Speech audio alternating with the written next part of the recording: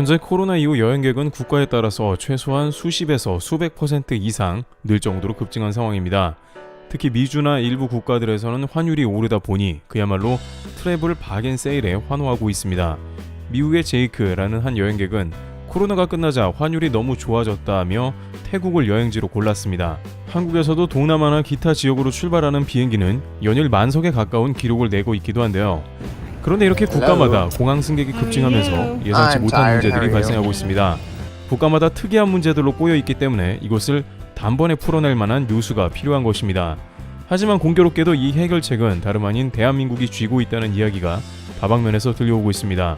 월스트리트 저널에 따르면 한국은 지난 2년 넘게 전 세계에 일명 코로나 솔루션을 다양한 나라에 제공한 나라였고, 매체는 전문가 컬럼을 통해 코로나 문제를 풀어낼 키를 쥐고 있는 국가는 한국이라고 극찬한 바 있습니다. 하지만 이제 코로나의 끝 무렵에 공항에서 문제가 생기자 한국에 아우성을 치고 있는 모습인 것이죠. 다시 한번 한국이 코로나 문제와 같이 전 세계에 적절한 솔루션을 제시할 것인지 궁금한데요. 그런데 대한민국은 이런 문제 수습에는 마치 미리 알고 있었다는 듯 무려 10수년간을 준비해왔으며 차세대 기술 도입으로 세계 최고 수준의 정밀도와 효율성을 확보했다는 의견이 나오고 있습니다. 일부 눈치 빠른 국가들은 이미 한국에 해당 문제를 의뢰했고, 한 국가에서는 국왕까지 나서 감사를 표했는데요. 현재 국가마다 역시 한국은 모든 것을 해결한다라는 상황이 벌어지고 있다는데 왜 그런지 궁금해지며, 한국에서는 과연 어떤 시스템으로 이런 문제를 해결했고 각 국가로부터 요청을 받는지 의문인데요. 우선 앞서 논의된 바와 같이 현재 코로나 이후에 갑자기 여행객이 폭발하며 촉발된 문제입니다만, 많은 사람들은 코로나 이전에는 여행객이 훨씬 많았는데 왜 지금 문제가 생겼냐는 의문을 품고 있을 것입니다. 하지만 유럽의 허브이자 코로나에도 불구하고 가장 공격적으로 국경을 개방한 영국의 히드로 공항에서는 국경을 개방하자마자 큰 문제가 들이닥쳤는데 바로 수화물 분실이 엄청나게 많다는 것이었습니다. 최근 돈 스파이크 역시 발리로 신혼여행을 떠난 뒤 수화물을 분실하여 SNS에 고충을 토로했습니다. 아무리 항공사에 연락해도 잘 되지 않고, 특히 그는 혈압약이 가방에 있는데 곤란하다고 했습니다. 당시 돈 스파이크는 500만원대의 비즈니스석을 이용했지만 항공사는 묵묵부답이라고 했죠. 그런데 그가 이용한 것은 아시아나 항공이었지만 실제 문제는 외국 공항에서 촉발된 문제였다는 것인데요. 처음에 많은 이들은 아시아나 항공에 문제가 있다며 한국 항공사에 대한 원망을 하고 있었습니다만, 공항 관계자들은 이는 발리 덴파사르 공항의 문제라고 잘라 말하면서 한국에는 이런 문제가 없다고 말합니다. 돈 스파이크는 결국 수화물을 받았다고 하는데 이 역시 아시아나 직원이 수소문에서 찾아줬다고 합니다.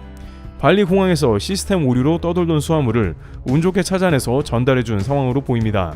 하지만 이는 앞서 논의된 바와 같이 이것은 인도네시아 발리만의 문제가 아니고 선진국들에서도 속출하는 문제입니다. 놀랍게도 서방 선진국 G7 국가에서는 전부 이런 문제가 생기며 망신을 당하고 있는 상황인데요.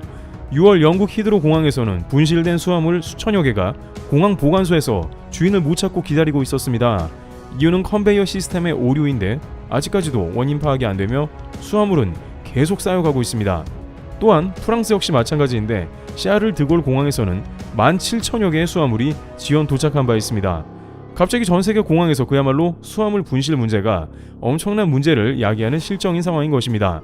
심지어 미국에서도 마찬가지인데요. 미국에서 현재 여행지 가장 인기를 끄는 회사 중 하나는 항공기 탑승 전에 $5를 지불하면 수화물을 추적해 찾아주는 서비스를 제공하는 블루 리본 백스입니다.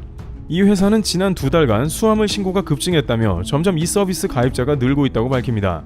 그만큼 주변에 비행기만 탔다 하면 수화물을 잃어버린 케이스가 기하급수적으로 늘어나는 상황인 것이죠.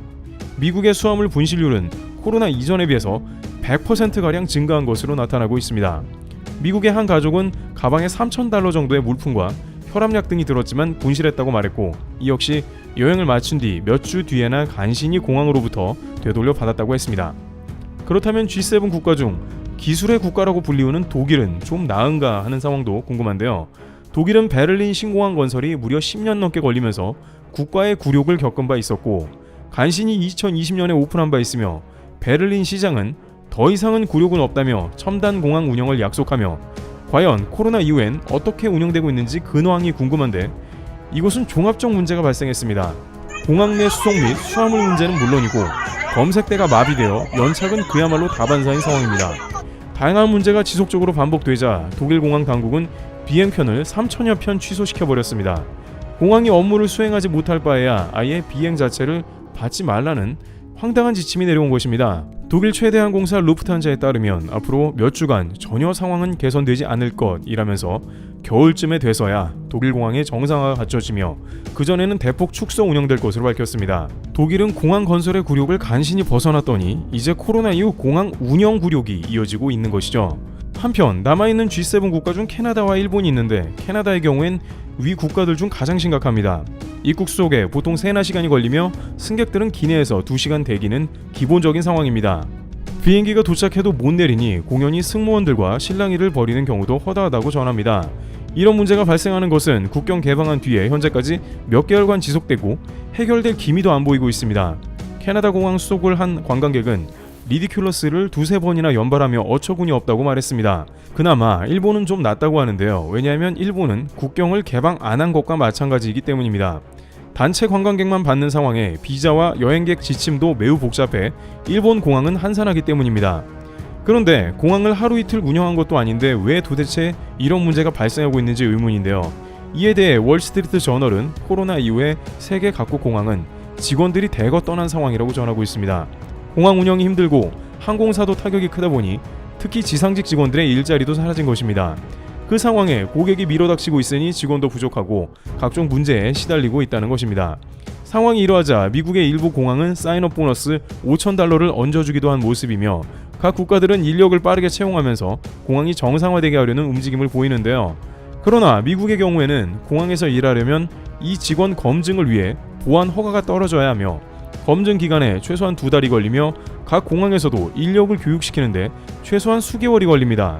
또한 공항 내부 시스템도 문제가 있는데 앞서 수화물 시스템 역시 인원도 많이 필요한 데다가 오류가 많이 발생하여 수화물 분실은 물론이고 공항 자체를 뜯어고치지 않는 한 개선되기 어렵습니다. 그러한 와중에 일부 국가들은 이런 근본적인 문제를 해결하기 위해 한국의 문을 두드렸는데요. 특히 최근 수년간 한국에는 공항 건설은 물론이고 공항 운영 자체를 수출해달라는 특이한 주문이 생겼습니다. 인천공항의 수화물 처리 시설 BHS는 전 세계에서 가장 정확하고 빠른 시스템을 자랑하고 있습니다. 기존 제2터미널에서는 시간당 2,700개의 수화물을 자동 처리하며 세계 최고의 수준을 보였는데 2024년에 완공되는 제2터미널 확장 루프에선 무려 시간당 5,400개의 수화물 처리를 선보이고 있습니다. ICS라는 개별 운송 시스템은 장애 대응성이 우수하며 단순하여 오류 판단을 빠르게 가져갈 수 있습니다. 이러한 BHS 시스템으로 지각 수화물 발생률은 0.0002%로 거의 수화물 지연은 발생하지 않습니다. 또한 문자 인식 OCR 방식 수화물 태그 인식으로 수화물을 추적하고 분류가 적용되는 것입니다. 종전의 레이저 방식에 비해 인식률이 향상되며 전산 네트워크 장애가 훨씬 떨어지는 것이며 이는 수동 처리 수화물로 구분되는 MES 감소를 유발해 직원이 손댈 일이 훨씬 적어지는 것이죠. 이러다 보니 한국의 공항 시스템과 공항 운영을 통째로 수입하는 나라들이 늘어나고 있는데 이 나라들은 공항이 엉망인 것은 결국 국가의 이미지와 관련된다고도 주장하고 있습니다. 앞선 예들과 같이 공항 운영이 원만한 것은 그 대륙에서 허브 공항으로 각광받게 되며 그 나라의 관문이며 얼굴과 같은 공항에서 좋은 인상을 받게 되면 재방문 의사도 올라가는 것이 사실입니다. 쿠웨이트는 이런 문제에 봉착하자 일찌감치 2018년에 인천공항 공사에 위탁 운영을 맡겼습니다. 쿠웨이트 최초로 외국 운영사로 인천공항에 약 1,400억 원의 운영을 맡긴 것입니다. 그 결과는 놀라웠는데요.